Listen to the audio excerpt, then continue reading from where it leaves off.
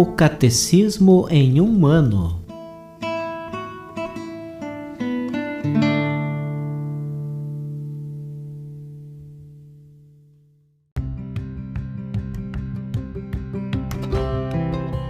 Olá, eu sou o Jefferson, seminarista na Diocese de Ponta Grossa, Paraná. Você está ouvindo o podcast O Catecismo em um ano. Vamos ler todo o Catecismo da Igreja Católica ao longo de 365 dias. Estamos usando a tradução em português, apresentada pela CNBB em 2013, baseada na edição típica em latim. Baixe o plano de leitura que você pode encontrar na bio do Instagram, @o Catecismo em um ano, ou na descrição desse podcast.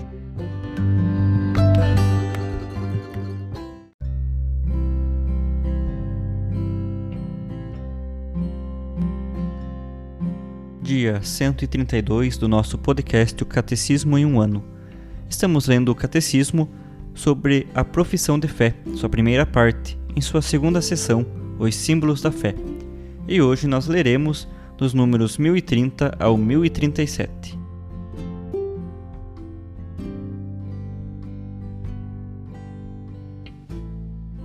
A purificação final ou purgatório. Os que morrem na graça e na amizade de Deus, mas não estão completamente purificados, embora tenham garantida a sua salvação eterna, passam após sua morte por uma purificação, a fim de obter a santidade necessária para entrar na alegria do céu. A Igreja denomina purgatório esta purificação final dos eleitos, que é completamente diferente do castigo dos condenados. A Igreja formulou a doutrina da fé relativa ao purgatório, sobretudo nos concílios de Florença e de Trento. Fazendo referência a certos textos da Escritura, a tradição da Igreja fala de um fogo purificador. No que concerne a certas faltas leves, deve-se crer que existe antes do juízo um fogo purificador.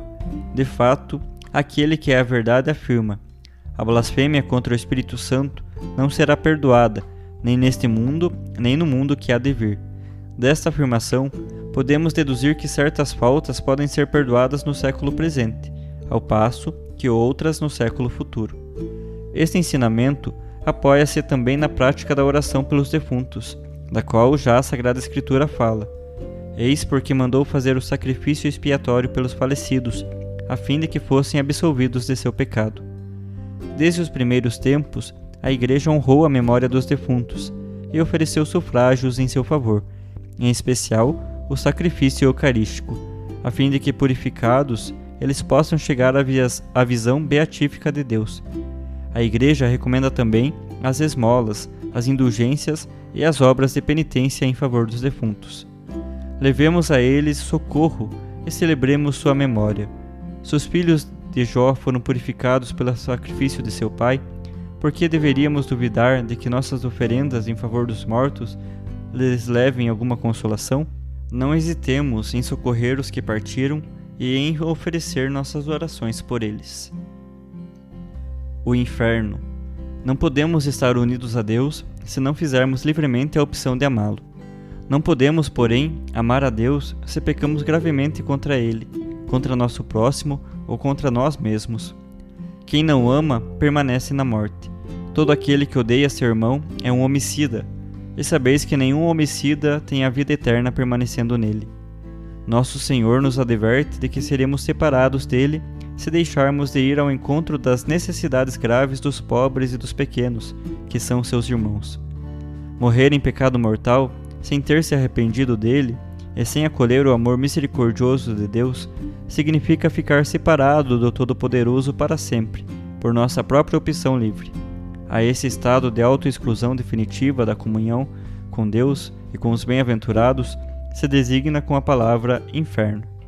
Jesus fala muitas vezes da geena, do fogo que não se apaga, reservado aos que recusam, até o fim da sua vida, crer e converter-se, e no qual se pode perder, ao mesmo tempo, a alma e o corpo.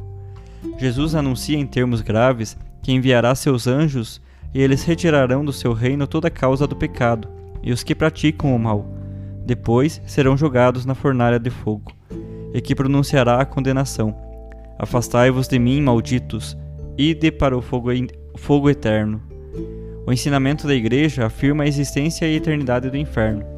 As almas dos que morrem em estado de pecado mortal descem imediatamente após a morte aos infernos, onde sofrem as penas do inferno, o fogo eterno.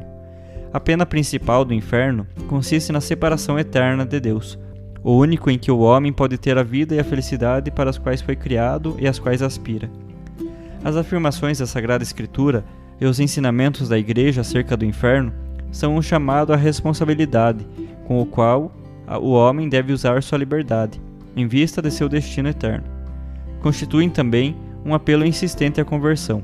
Entrai pela porta estreita, pois larga é a porta e espaçoso o caminho que leva à perdição, e são muitos que entram. Como é estreita a porta e apertado o caminho que leva à vida, e poucos são os que o encontram. Como desconhecemos o dia e a hora, conforme a advertência do Senhor, vigiemos constantemente para que, terminado o único curso de nossa vida terrestre, possamos entrar com Ele para as bodas e mereçamos ser contados entre os benditos, e não sejamos como servos maus e preguiçosos, obrigados a ir para o fogo eterno, para as trevas exteriores, onde haverá choro e ranger de dentes. Deus não predestina ninguém para o inferno. Para isso, é preciso uma aversão voluntária a Deus, um pecado mortal, e a persistência nela até o fim. Na liturgia eucarística e nas orações cotidianas de seus fiéis, a Igreja implora a misericórdia de Deus, o qual não quer que ninguém se perca, ao contrário, quer que todos venham a converter-se. Recebei, ó Pai, com bondade, a oferenda de vossos servos e de toda a vossa família. Dai-nos sempre a vossa paz, livrai-nos da condenação e acolhei-nos entre os vossos eleitos.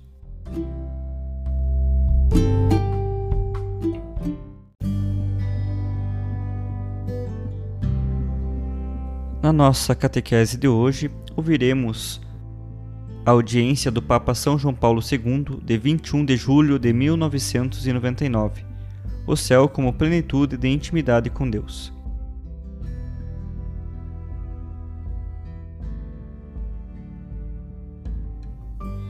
Queridos irmãos e irmãs, quando tiver passado a figura deste mundo, aqueles que acolheram Deus na sua vida e se abriram com sinceridade ao seu amor, pelo menos no momento da morte, poderão gozar daquela plenitude da comunhão com Deus, que constitui a meta da existência humana. Como ensina o Catecismo da Igreja Católica, esta vida perfeita, esta comunhão de vida e de amor com a Santíssima Trindade, com a Virgem Maria, com os anjos e todos os bem-aventurados, chama-se céu. O céu é o fim último e a realização das aspirações mais profundas do homem, o estado de felicidade suprema e definitiva. Queremos hoje procurar captar o sentido bíblico do céu, para podermos compreender melhor a realidade que a essa expressão remete. Na linguagem bíblica, o céu, quando está unido à terra, indica uma parte do universo. A respeito da criação, a Escritura diz: no princípio, Deus criou os céus e a terra. No plano metafórico, o céu é entendido como a habitação de Deus, que nisto se distingue dos homens.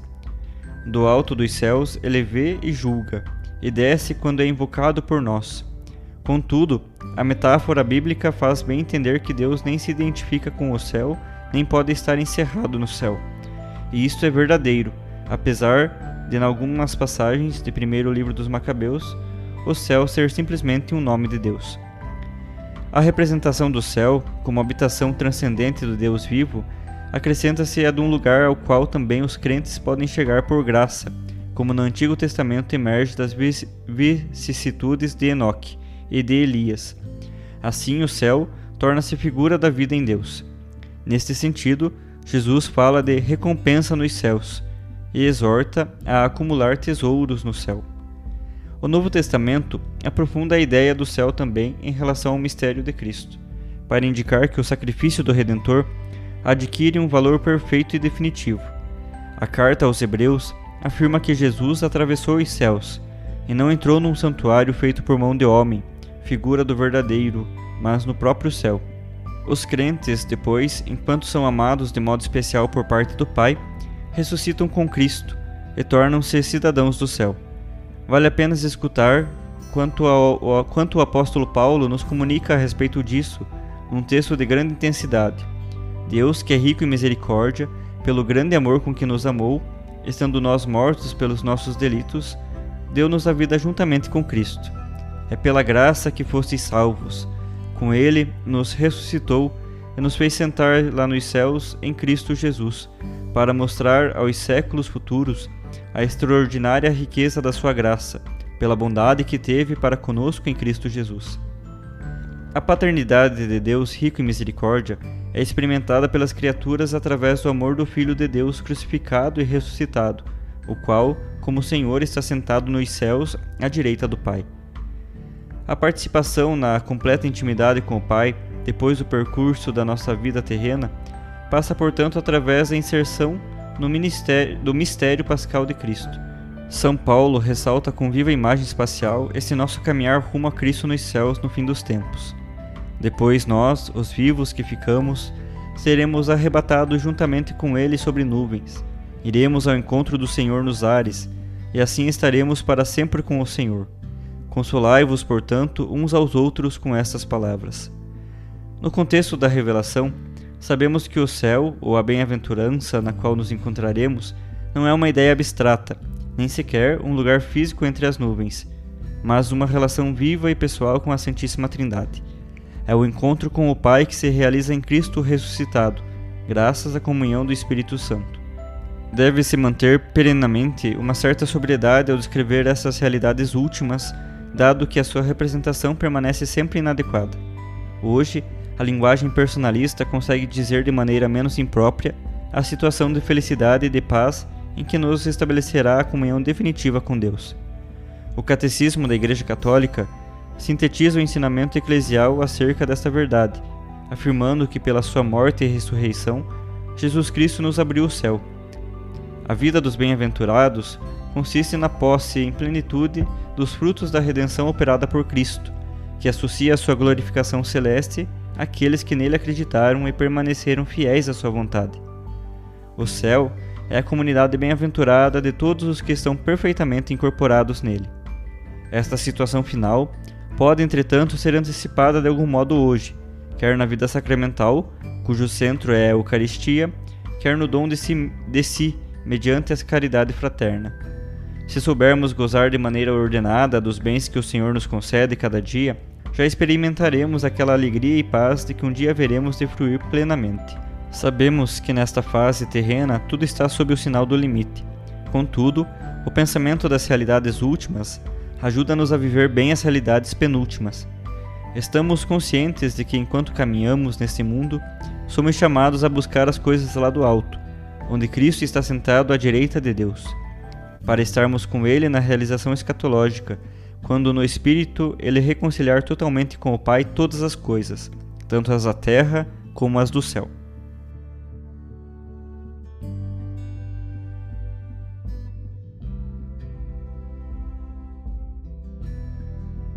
Os textos das catequeses papais encontram-se na íntegra no site da Santa Sé, vatican.va.